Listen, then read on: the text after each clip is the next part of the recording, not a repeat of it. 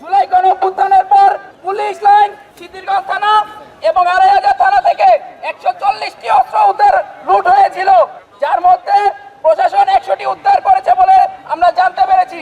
বাকি ৪০টি উদ্ধার এখনো করতে পারেনি। একই সাথে রাইফেল ক্লাব থেকে অসংখ্য অগ্নিয়াস্ত্র লুট হয়েছে, যা আগামী সুষ্ঠু নির্বাচন বিঘ্ন সৃষ্টি করতে পারে। এসব অস্ত্র দ্রুত সময়ের মধ্যে উদ্ধার করতে হবে এবং আওয়ামী সন্ত্রাসী ব্যবহৃত অস্ত্রগুলো কাদের কাছে হস্তান্তর করা হয়েছে তা উদ্ধার করতে হবে।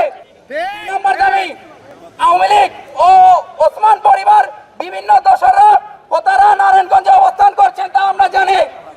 তাদেরকে অনতিবিলম্বে গ্রেফতার করে বিচারের আওতায় আনতে হবে।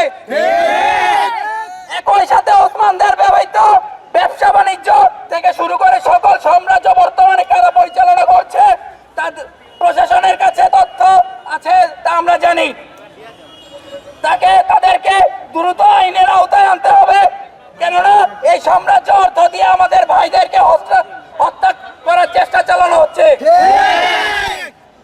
৩ নম্বর দাবি, থানা কিংবা কোর্টে আওয়ামী লীগের সন্ত্রাসী পুনর্বাসনের জন্য তকবির বাণিজ্য হয় তা সবাই আমরা জানি। বৈষম্য বিরোধী হত্যা মামলা নিয়ে বাণিজ্য হয় তাও আমরা জানি। এগুলো অনতিবিলম্বে বন্ধ করতে হবে এবং থানা কোর্টকে রাজনীতিক বলে মুক্ত রাখতে প্রশাসনকে সচেষ্ট থাকতে হবে।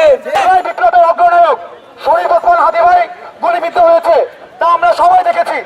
অভিযুক্ত মূল আসামি এখনো ধরাছোঁয়ার বাইরে। আমরা জানতে পারি সে ভারতে পলায়নরত রয়েছে।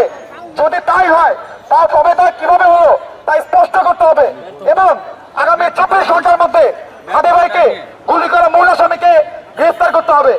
আর এই দাবিগুলো যদি ২৪ ঘন্টার মধ্যে দৃশ্যমান না হয় তাহলে আমরা জুলাইতে যেভাবে রাজপথে ছিলাম ঠিক সেভাবে আবারও তরলভাবে প্রতিবাদ গড়ে তুলব। আপনাদের যে দাবিগুলি এটা খুবই যৌক্তিক দাবি। এটা যত তাড়াতাড়ি বাস্তবায়ন করা যায় এটার জন্য আমরা অলরেডি কিছু পদক্ষেপ নিয়েছি এবং কিছু পদক্ষেপের আমরা অলরেডি ডিক্লেয়ার করেছি এবং এগুলি অবশ্যই যৌক্তিক দাবি। আরেকটা জিনিস, আমাদের উসমান হাদি ভাই আহত, এর জন্য আপনারা সবাই আল্লাহর কাছে দোয়া করবেন উনি যেন সুস্থ হয়ে আমাদের মাঝে আবার ফিরে আসতে পারেন এবং ওনার যে বিভিন্ন কর্মকাণ্ড এটা কিন্তু দেশের জন্য খুবই মঙ্গলজনক ছিল।